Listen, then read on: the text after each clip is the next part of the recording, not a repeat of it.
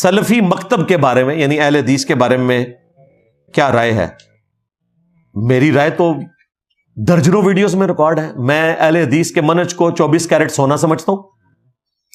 اہل حدیث کا منہج وہی ہے جس کے اوپر اللہ کے نبی علیہ السلام نے اپنے صحابہ اور اہل بیت کو چھوڑا تھا, اور قیامت تک جو ایک گروہ حق پر قائم رہے گا وہ وہی منہج ہے جو اہل حدیث کا منہج ہے.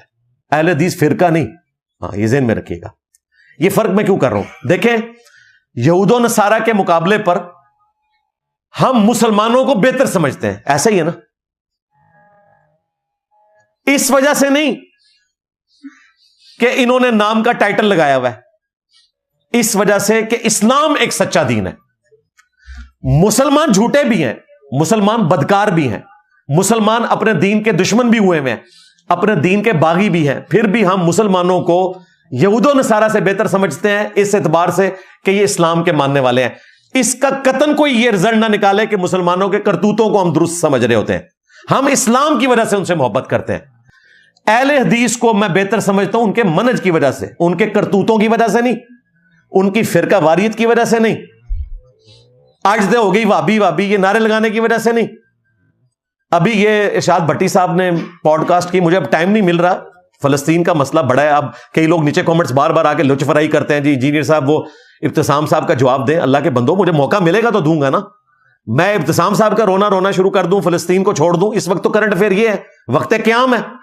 اس وقت جو کرنٹ افیئر ہے میں نے اس پہ بولنا ہے نا. انشاءاللہ اگلے ہفتے میں بول لوں گا, اگر کوئی اور افتاد نہ ٹوٹ پڑی.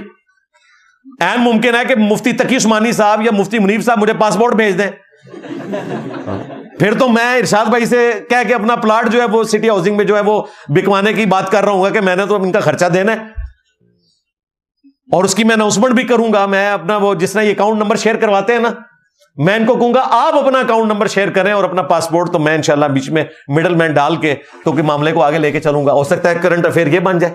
تو مجھ سے آپ لوگ ڈیمانڈ کرتے ہیں. تو ابتسام علی ظہیر صاحب کی جب یہ پوڈ کاسٹ ہو رہی تھی, ارشاد بھٹی صاحب نے ان سے کہا کہ آپ کو لوگ وہابی کیوں کہتے ہیں؟ تو انہوں نے کہا ہم اپنے آپ کو وہابی نہیں کہتے ہیں, ہم تو اہل حدیث کہتے ہیں, یہ لوگ کہتے ہیں. اب اگر میں بھٹی صاحب کی جگہ ہوتا تو میں ان کو ویڈیو دکھاتا جس میں ان کی موجودگی میں نعرے لگ رہے ہیں, اجتے ہو گئی وہابی وہابی. اس کے بعد کہنا کہ ہم وہابی نہیں کہلواتے. اور یہ نام بھی ویسے غلط ہے, یہ بھی میں آپ کو بتاؤں. یہ محمد بن عبد الوہاب کی طرف منسوب کیا تھا حنفیوں نے. حنفیوں میں صرف بریلوی شامل نہیں, دیوبندیوں نے بھی. ان دونوں کا مشترکہ ابا ہے بریلوی دیوبندیوں کا, ابن عابدین شامی, جس نے در مختار پہ حاشیہ لکھا ہے, رد المحتار فتاوی شامی جسے کہتے ہیں. اس میں انہوں نے کہا کہ وہابی خوارج کی ایک جماعت ہے.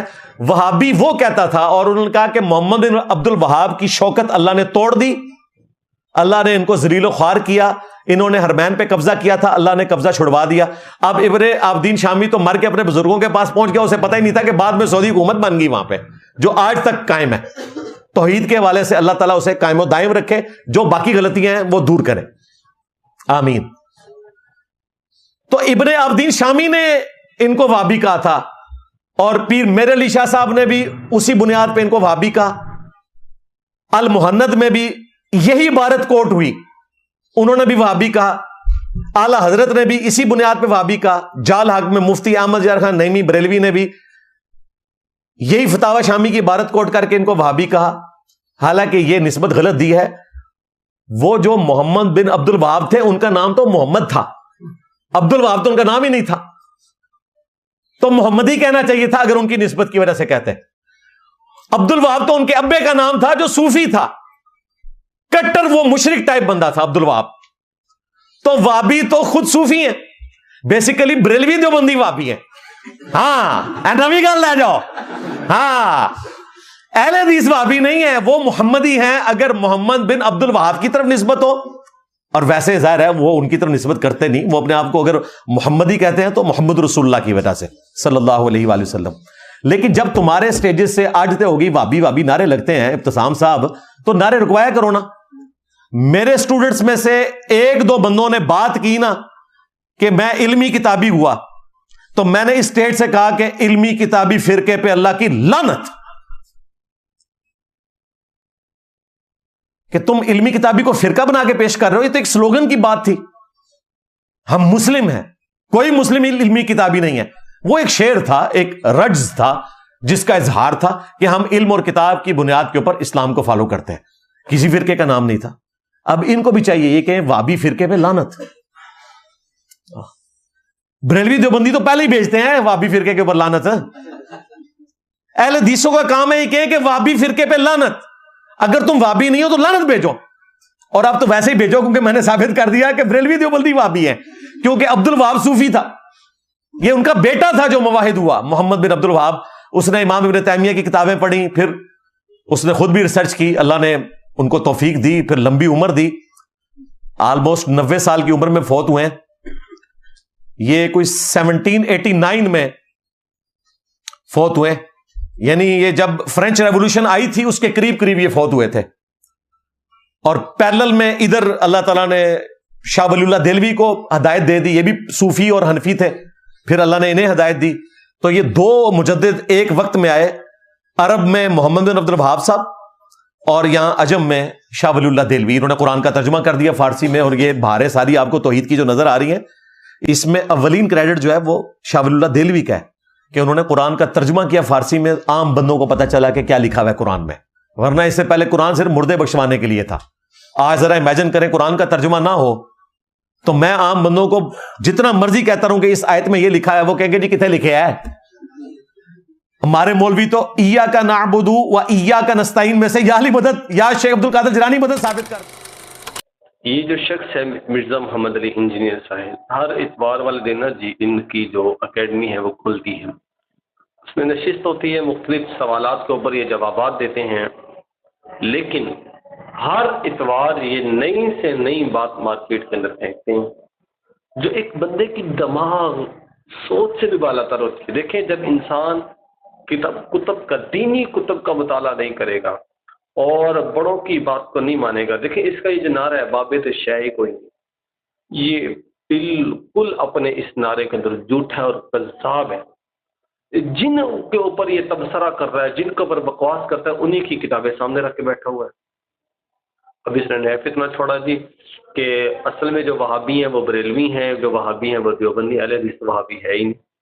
دارالعلوم دیوبند سے اپنی نسبت کو قائم کرتے ہیں, دیوبندی کہلاتے ہیں. ہندوستان کا ایک علاقہ بریل, ہندوستان کا ایک علاقہ ہے بریل, اس کی طرف منسوب ہے, بریلوی کہلاتے ہیں. ایک بندہ فیصل آباد کہتا ہے فیصل آبادی کہلائے گا, لاہور کا تو لاہوری کہلائے گا. ان کی طرف نسبت کرتے ہوئے اپنی جو ہے وہ مسلک کی پہچان کو معروف کرواتے ہیں. لیکن یہ عبد الوہاب جو ہے اس کی طرف جو لوگ ان کے متبع ہیں, در حقیقت انہیں کی اتباع کرنے والے ہیں, ان کو وہابی کی طرف منسوب بھی کیا جاتا ہے. لیکن ایک طرف یہ ان کا کہنا کہ بھائی وہ تو وہابی نہیں ہے, اور دوسری طرف جو لوگ خود کو اور پورا معاشرہ جن کو کہتا ہے کہ یہ ان کی نسبت وہاب کی طرف ہوتی ہے, یہ وہابی ہے, انہی لوگوں کی تنقید کر رہا ہے, اور جن کے بارے میں کسی کا وہم و گمان بھی نہیں ہے, جو کسی کو تبصرہ بھی نہیں کرتے, ان کی طرف یہ وہابی کی نسبت کو منسوب کر رہا ہے. اور دوسری طرف یہ ان لوگوں کی بات کی تائید کر رہا ہے جو لوگ در حقیقت میں دین سے بہت دور ہیں. کسی بھی بد زبان کے اوپر تہمت آئے, کسی چلاک بات کے اوپر, ہوشیار کے اوپر, دین کے غدار کے اوپر کوئی بات ہے تو یہ بندہ فوراً سے پہلے اپنا ویڈیو پیغام ریکارڈ کروا دیتا ہے. لیکن جب بات دیندار لوگوں کی آتی ہے, جب بات علماء کی آتی ہے, تب اس کی بولتی بند ہو جاتی ہے. وہ بھائی یہ وہ فتنہ ہے, اس کے ماننے والے اب بہت سارے اس کے ماننے والے جو ہیں وہ اب اس سے کنارہ کشی کر رہے ہیں. ایک طرف کی ایک بات کر رہا ہے, دوسری طرف کی دوسری بات کر رہا ہے. ایک طرف ایک بات کا ثبوت دے رہا ہے, اور پھر اسی مجلس کے اندر بیٹھ کر اس بات کو ان کی تنقید کری جا رہا ہے کہ ایک بات کو ثابت کر رہا ہے, دوسری بات کو پر رد کری جا رہا ہے. یعنی کہ اپنے جو علمی اس کا لیول ہے وہ یہ ہے کہ ایک صحابی سے پوچھتے کہ بھئی آپ نے امام اعظم ابو حنیفہ رحمۃ اللہ علیہ کے بارے میں فرمایا نعوذ باللہ, تو وہ بھونکتے کہتے ہیں میں نے تو بھونکنے کا لفظ استعمال نہیں کیا, حالانکہ ان کی ویڈیو خود چل رہی ہے. اس کے بعد پھر اس میں یہ کہہ رہے ہیں کہ امام اعظم ابو حنیفہ نعوذ باللہ بھونک کے گیا, اللہ امان والحدیث. اور بھائی کہاں سے تم بکواس کر رہے ہو, کیوں دین کا مذاق بنائی جا رہے ہو, اور تمہارے جو ماننے والے وہ سمجھ رہے کہ پتہ نہیں اس نے کتنا بڑا کارنامہ کیا. کچھ بھی کارنامہ اس نے نہیں کیا, اس نے دین کو دراڑ کے علاوہ کچھ بھی نہیں کام کیا. لیکن جب بھی کوئی لوگ دین کے اندر ایک حقانیت کو لے کر آتے ہیں، دین کی سمجھ بوجھ رکھتے ہیں، تو ایسا فتنہ صاحب لازمی اٹھاتا ہے۔